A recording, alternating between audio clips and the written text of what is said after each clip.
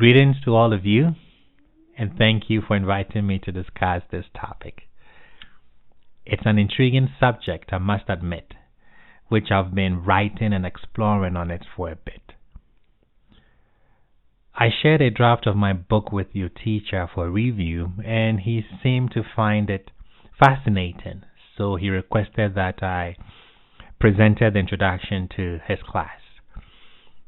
Now, I can't promise to cover the entire book since it's still being edited and changes being made here and there. But it would depend on your interest in the topic and also my schedule, which has become quite busy.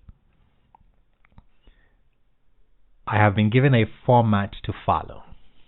I am used to being interrupted while teaching, often with questions and engaging dialogues. I love that. However, this format is a bit new to me. I have to present and then questions will follow.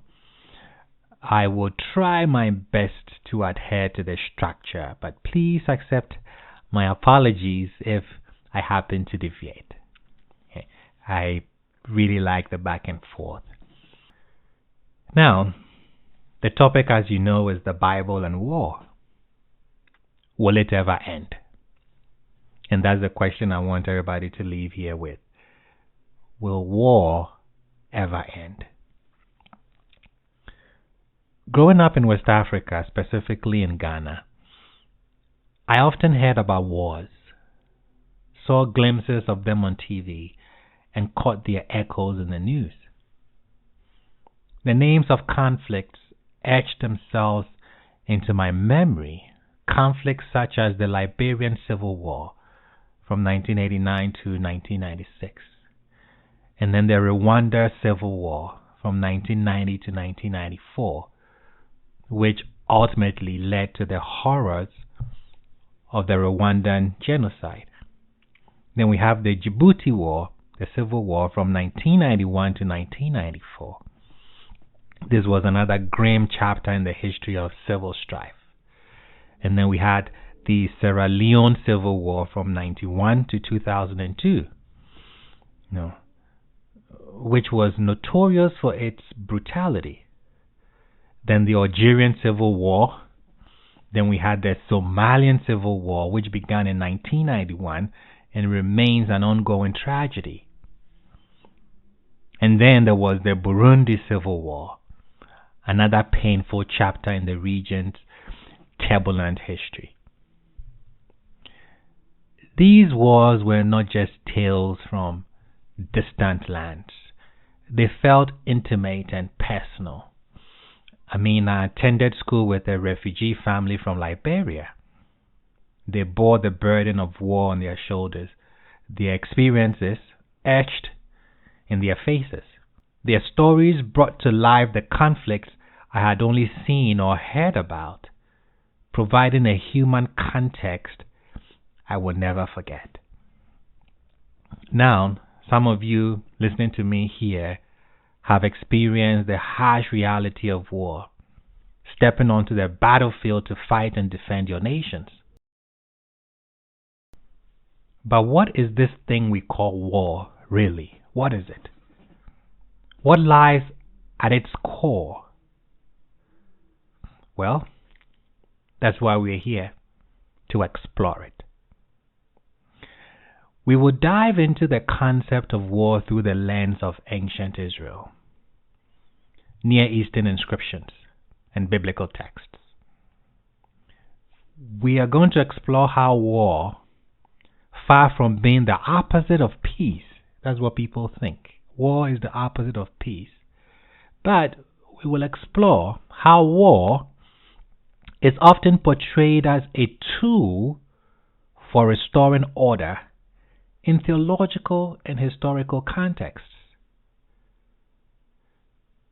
By examining key events like the fall of Samaria to the Assyrians and Judah's capture by the Babylonians, we will uncover how these experiences give rise to a deep hope for an end to war. We will also discuss how apocalyptic traditions later reimagined this idea, envisioning an ultimate showdown between the forces of good and evil. So we're going to unpack these themes and their lasting impact on ideas of conflict, peace, and then hope.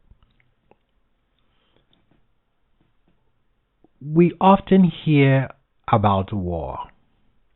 It's an ongoing topic that feels omnipresent in our world today. When we look at the foundational narratives frequently discussed in these conversations about war, one book is often referenced, debated, criticized, or even used to justify particular views when we talk about war, and that is the book of Joshua. We're going to dive into the book of Joshua, but before we get into that, I would first talk more generally about war, particularly in the context of the Middle East. It's a reality we've seen for so long. And here's the thing, it hasn't stopped. Even though we are not at a point where massive empires are collapsing like in the past, war continues today. It's an ongoing story. We don't need exhaustive evidence to see that it persists. Now, when we think about war in the Bible, some might assume it's all concentrated in the Hebrew text, or what you call the Old Testament, as if it were something that just existed there in the Old Testament. And the New Testament ushers in an era of peace, love, and harmony. But that's not entirely accurate. Sure, the New Testament strongly emphasizes peace, but it doesn't entirely erase the theme of conflict. Take the last book of the New Testament, the book of Revelation, or what we call the Apocalypse of John. I won't go into too much detail on it, but it's worth mentioning briefly. This text presents a dramatic cosmic battle in its final pages. It describes a war where God's army, led by the Archangel Michael, faces off against forces of evil. Only after this ultimate battle, this war, does a new creation come into being. So, whether symbolic or historical, narratives about war are woven deeply into the fabric of these texts. They don't just disappear when one testament gives way to the other. And they are important to consider, especially as we try to understand how these stories are invoked in conversations about conflict even till today. So, we would investigate further how these foundational texts speak to, reflect on, and shape our ideas about war. But let's begin with some etymological reflections, because understanding the root of words often opens up new dimensions of meaning. Take the concept of war, for example. The Hebrew word for war is milchama. Milchama. It comes from a root, lamed chet mem, which also appears in other West Semitic languages. This root conveys ideas of being close, confrontation, and struggle. But here's where things get gripping, even a little unsettling. You might know another word that shares this root structure in Hebrew. It's lechem. Lechem, the word for bread or food. You've likely heard this word in Bethlehem or Beit Lechem, which means house of bread. Now, is this just a coincidence that the word for war and bread or food share the same root structure in Hebrew?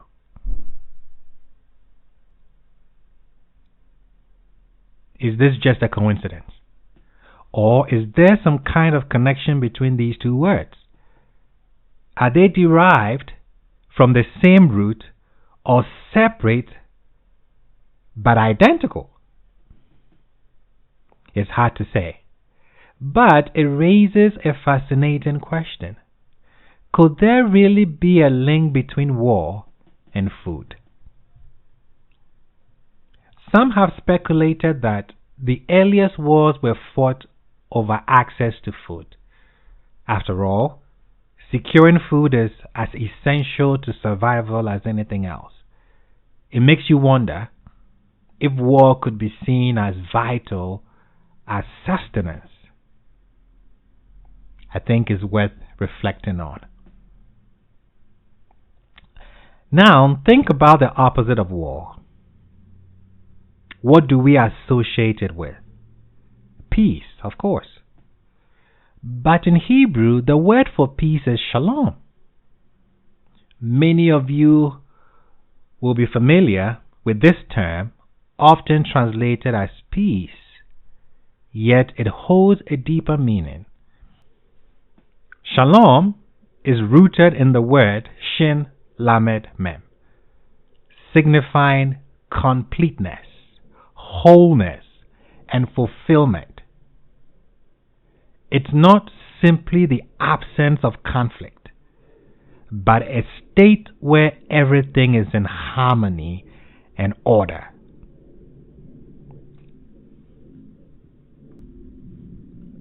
Let me say this again because it's important. Shalom, which we loosely translate as peace, actually has a deeper meaning of completeness, wholeness, and fulfillment. It is rooted in the word shin lamed mem. It's not simply the absence of conflict, but a state where everything is in harmony and order. Interestingly, this concept of shalom parallels other ancient cultures. For example, in Egypt, the idea of ma'at refers to the world's order, societal structure, and balance.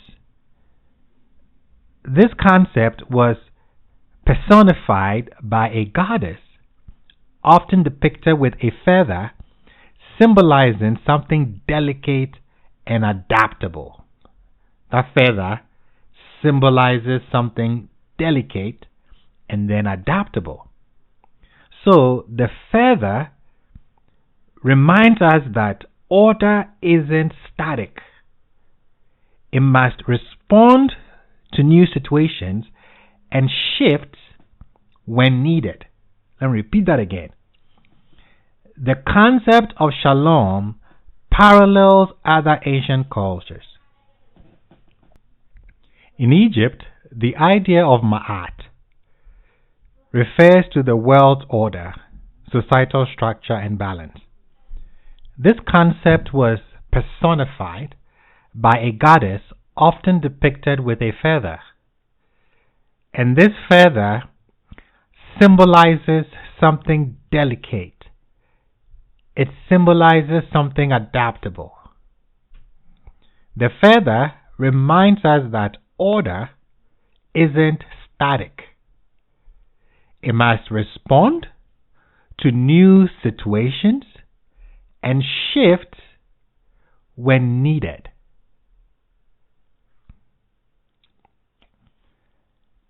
At first glance, we think of war and shalom, peace, as opposites. But is that really the case? Here is something to consider. In ancient thought, war and peace weren't inherently opposed. Instead, both were set against chaos and disorder. War and peace, in ancient thought, weren't inherently opposed. Both were set against chaos and disorder. In this perspective, war wasn't the enemy of peace. Instead, it was seen as a tool to restore shalom. Let me repeat that. War wasn't the enemy of peace. Instead, war was seen as a tool to restore peace, to restore shalom, and bring the world back into balance. So war wasn't considered the absence of peace. It was viewed as a method of reclaiming that completeness, that harmony. I want you to think about that statement very carefully because it's important. So war was not considered the absence of peace. It was viewed as a method of reclaiming that completeness, that wholeness, that harmony. This is a significant point to reflect on. We will look at examples of how this plays out, but it underscores something profound about these ancient concepts. They challenge our modern assumptions and invite us to more nuancedly see the relationship between war and peace. If we listen closely to some of the narratives and rhetoric we hear today, we will notice a recurring idea. War is often waged to bring about peace. This idea isn't new. It's deeply rooted in ancient traditions. War, in many of these stories, is about confronting chaos. And this concept, that war is a battle against chaos, is something we even see in creation stories, in creation narratives. Think about creation myths, for instance. These stories often describe the world as emerging from a struggle, emerging from a battle between a creator God and chaos. Again, these creation myths, these stories, often describe the world as emerging from a struggle, a battle between a creator God and chaotic, usually threatening forces. This struggle frequently involves water, a symbol of chaos in many ancient traditions. For those familiar with the Enuma Elish, you know exactly what I mean. The Enuma Elish is a fascinating example. Here is the setup. At the story's start, there are two primordial waters, salty and sweet. Tiamat represents the salt water and Apsu the fresh water. These two are in constant union, creating generations of gods. But the gods become noisy, and Apsu, annoyed by the racket, decides to kill them. Before he can act, however, the god Ea, also known as Enki, kills him first. Now, Tiamat, enraged by Apsu's death, seeks revenge. She assembles an army, and the gods, needing a champion, select Marduk to confront her. Tiamat is portrayed as this massive, fearsome dragon. Ultimately, Marduk defeats Tiamat, and from her dismembered body, he creates the world. Her corpse becomes the foundation of creation. The firmament above, the rivers Tigris and Euphrates from her eyes, the stars hung in the sky. What is the message here? A primordial battle, a war, was necessary to bring the world into order. Again, what is the message here? A primordial battle, a war, was necessary to bring the world into order. So war, in this sense, is a founding act. Mind-blowing. So how does this compare to the Bible? You might immediately think, no, it's not the same. When we read the opening lines of Genesis, the creation story seems peaceful. In the beginning, God created the heavens and the earth. It's calm, even serene. But even in this story, there are shadows of chaos. The primordial darkness and the watery deep are subdued, pushed aside by God's commanding word. It's a form of control, perhaps more subdued than a battle. But the sense of imposing order is still present. So you don't get that in the book of Genesis, even though it's there. Then there's Psalms 74, which presents us with something entirely different. This psalm, likely composed after the destruction of the temple. Now, whether it's the first or the second is unclear, but it's likely composed after the destruction of one of these temples. This psalm calls upon Yahweh to act. And in doing so, it recalls a dramatic story of creation. This is what it says. God, my King, is from old, working salvation in the midst of the earth. You divided the sea by your might. You broke the heads of the sea monsters on the waters. You crushed the heads of Leviathan. You gave him as food for the creatures of the wilderness. You split open springs and brooks. You dried up every flowing streams. Look at verses 13. You divided the sea by your might. You broke the heads of the sea monsters on the waters. You crushed the head of Leviathan. You gave him as food for the creatures of the wilderness. This paints a vivid picture of a cosmic struggle. Yahweh defeats chaotic forces represented by sea monsters, and only then does creation emerge. Day and night, the sun and moon, the seasons and the boundaries of the earth came into being after what? After this initial battle. This isn't a peaceful process. It's a fight to establish order.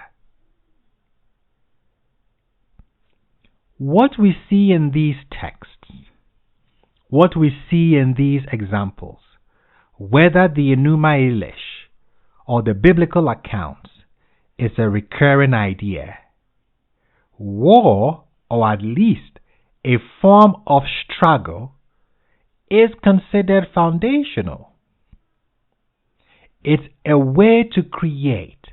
It's a way to establish or re-establish order. This notion, woven into ancient traditions, continues to echo how we talk about war today.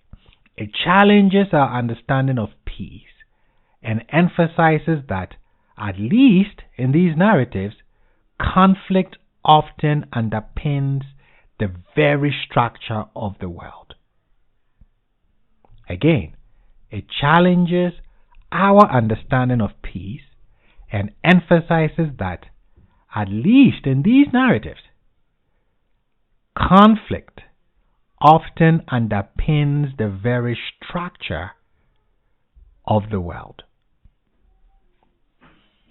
Questions before we continue?